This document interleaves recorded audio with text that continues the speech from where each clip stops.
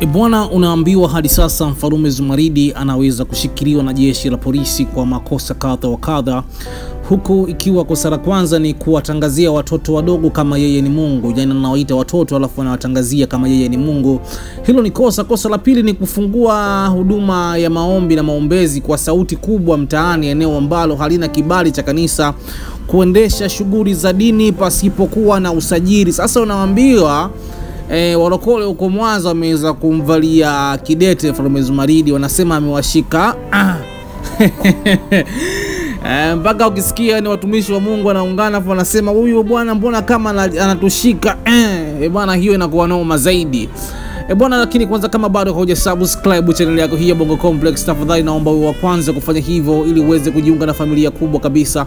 Vile vile usisahau kulike, kucomment na kushare. Bwana, unaambiwa sakata hilo limezidi kuzua gumzo zaidi kwenye mji wa Mwanza, huku taharuki ikizidi kuwa kubwa. Serikali imeweza kuchukua maamuzi ya kumshikilia, mpaka sasa imeweza kumweka mbaroni Mfalme Zumaridi kwa makosa mengi kadha wa kadha, lakini moja kati ya kosa ambalo ameweza kulifanya ambalo limewakera wananzengo wengi na wanatanzania wengi juu ya kuweza kuwaita watoto na kuweza kuwatangazia kama yeye ndo Mungu.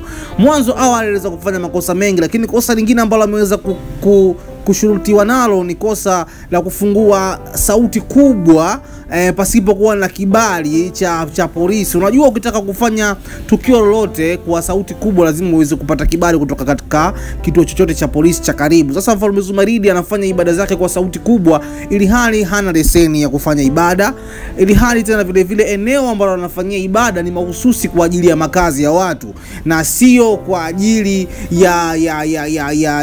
ya huduma ya kiroho, kwa sababu municipality wao wametenga maeneo kama hili kwa ajili ya makanisa, hapa masoko, hapa shule, hivi na hivi, design fulani kama hivyo.